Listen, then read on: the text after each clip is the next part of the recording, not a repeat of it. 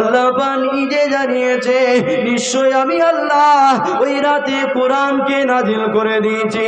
মনে রেখে দেবেন কদর সম্পর্কে পরের আলোচনা কি আছে না আছে এটা আমরা পরে দেখব।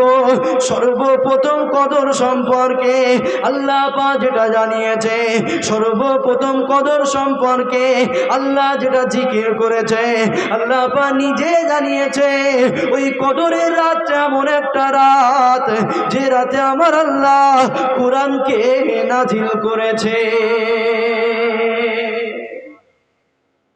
কদরটা কি এটা আমাদেরকে বুঝতে হবে। আর সর্বপ্রথম কদর সম্পর্কে বুঝতে গেলে জানতে গেলে আল্লাহর কোরআন দেখতে হবে।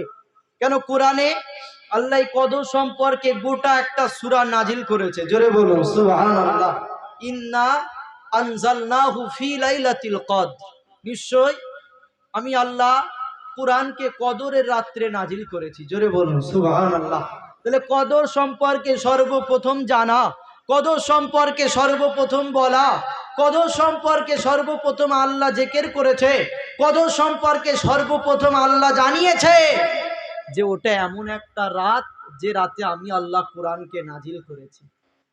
এখন বলেন এর পরে আল্লাহ কদর সম্পর্কে কি বলেছে না বলেছে আমি পরে যাচ্ছি। যে রাতে আল্লাহ কোরআন নাজিল করেছে ওই রাতে সম্মান আছে না নাই? কেন কোরআন এমন একটা কিতাব পড়লে সওয়াব পাওয়া যায়। জোরে বলুন সুবহানাল্লাহ। কোরআন এমন একটা কিতাব দেখলে সওয়াব পাওয়া যায়। কোরআন এমন একটা কিতাব চুমা দিলে সওয়াব পাওয়া যায়। কোরআন এমন একটা কিতাব আপনি পড়তে জানেন না, আপনি দেখতেও পান না চোখে, আপনি যদি কোরআনটা হাতে করে নেন তথাপি আল্লাহ সওয়াব দেয়। জোরে বলুন সুবহানাল্লাহ।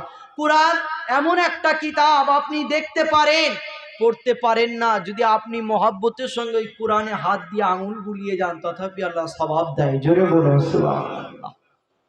সেই কিতাব, সেই কোরআন নাজিল হয়েছে ওই রাতে। এত সুন্দর একটা কিতাব যে রাতে নাজিল হয়েছে ওই রাতে রহমত আছে না নাই? হ্যাঁ, তাই পরের আয়াতে পরে আল্লাহ কি বলেছে এটা পরে দেখব।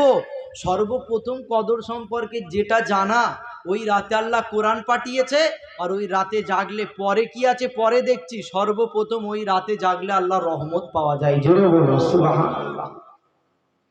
তাহলে আল্লাহ ওই রাতে কোরআনকে পাঠিয়েছে লৌহে মাহফুজ থেকে প্রথম আসমান বাইতুল ইজ্জতে আল্লাহ ওই কদরের রাত্রে কোরআনকে পাঠিয়েছে।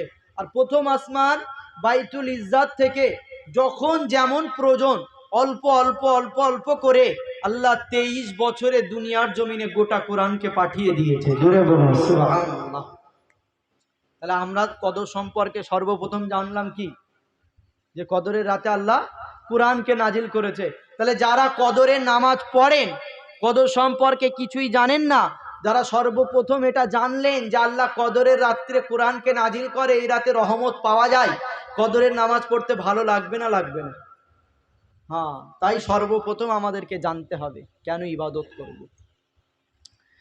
মুসলমান ঘরে ছেলেমেয়েরা বারা তরুণেরা এ নবী পাকের প্রেমিকেরা, আল্লাহ পাক নিজে প্রথমে জানিয়েছে কদরের রাত এমন একটা রাত যে রাতে কোরআনকে নাজিল করেছিলেন।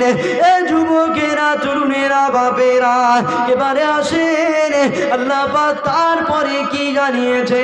আল্লাহ ওই সূরার পরের আয়াতে বলেন ওমা আদরাকা মা লাইলাতুল কদর। আল্লাহ পাক নিজে বলেন তুমি কি জানো এই কদরটা কি? আল্লাহ পাক নিজে জিজ্ঞাসা করেছে ওমা আদরাকা মা লাইলাতুল কদর, তুমি কি জানো এই কদরটা কি? আমার আল্লাহ নিজে জিজ্ঞাসা করে আবারও নিজেই উত্তর দিয়েছে লাইলাতুল কদরি খায়রুম মিন আলফি শাহর। আমার আল্লাহ নিজেই উত্তর দিয়ে বলেন এটা এমন একটা রাত যে রাতে ইবাদত করলে 83 বছর 4 মাসে সওয়াব পাওয়া যায়।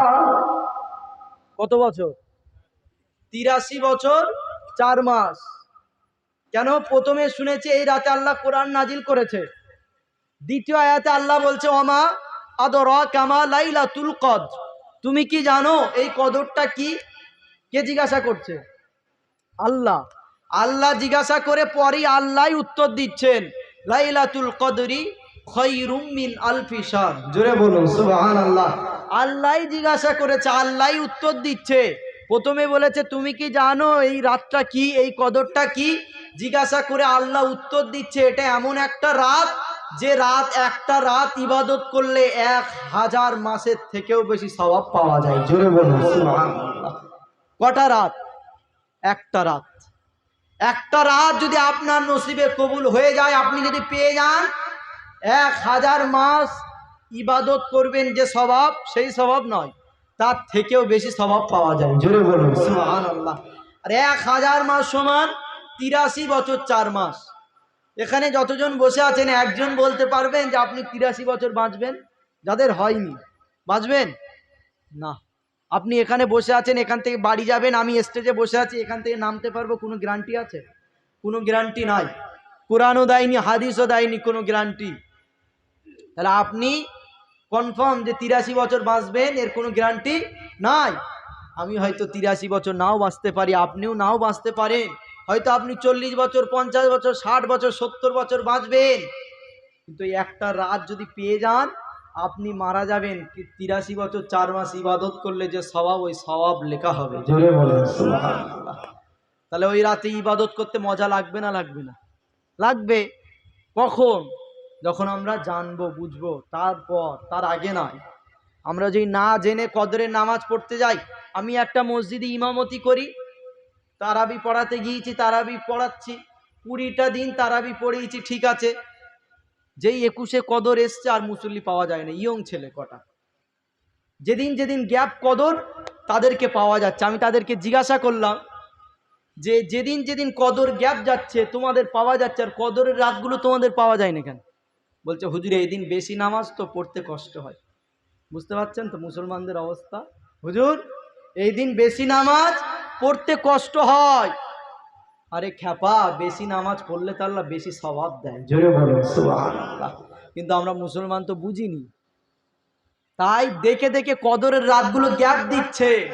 আহা, ওরা যদি জানতো যে ওই একটা রাত পেয়ে গেলে 1000 মাসের থেকেও বেশি সওয়াব পাওয়া যায়, ওই রাতগুলো গ্যাপ দিত না? ওই রাতের আশায় আরো বসে থাকতো।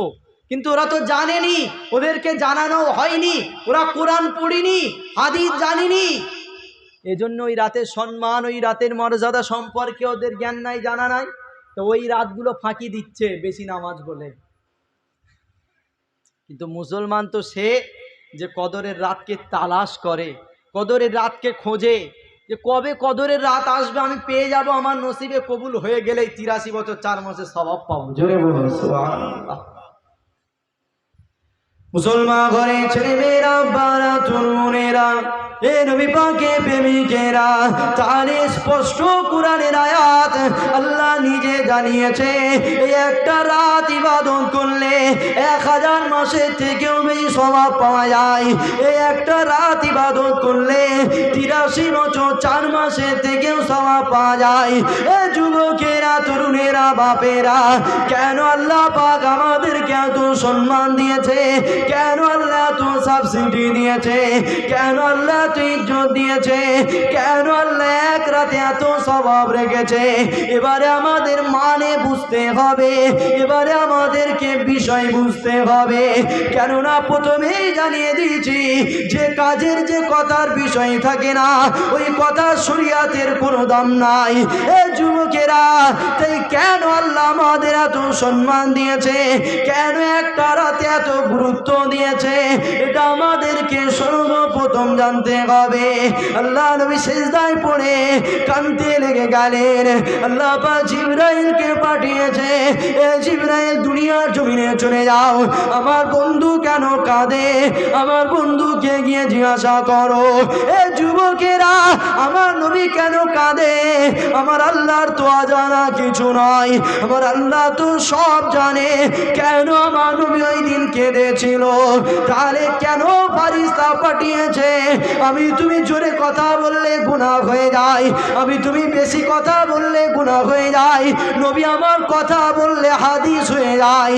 এজন্য আল্লাহ ফারিস্তাকে পাঠিয়েছে, এ জিবরাইল চলে যাও, কেন আমার বন্ধু কাঁদে, এ জিবরাইল তুমি আমার বন্ধুকে জিজ্ঞাসা করো। কেননা যখনই জিবরাইল জিজ্ঞাসা করবে হুজুর আপনি কেন কাঁদেন, নবী আমার কাঁদার কারণ বলবে। যখনই কাঁদার কারণ বলবে নবী পাকের কথা হাদিস হয়ে যাবে, আর যখনই নবীর কথা হাদিস হয়ে যাবে সাহাবারা পেয়ে যাবে, সাহাবারা পেয়ে গেলে তাবেঈন পেয়ে যাবে, তাবেঈন পেয়ে যাবে, এমন করে পীর ওলি আউলিয়া তারাও পেয়ে যাবে। আস্তে আস্তে আমাদের কাছে চলে এসেছে, আমি আপনাদেরকে শুনিয়ে দিয়েছি। এ যুবকেরা, কেন আমার নবী ওই দিন কেঁদেছিল? সকলে তাকবীর দেন, নারায়ে তাকবীর, নারায়ে তাকবীর। সিলসিলা হক ফুরফুরা শরীফ, সিলসিলা হক ফুরফুরা শরীফ। আওলাদে মুজাদ্দিদুজ জামান, আওলাদে মুজাদ্দিদুজ জামান।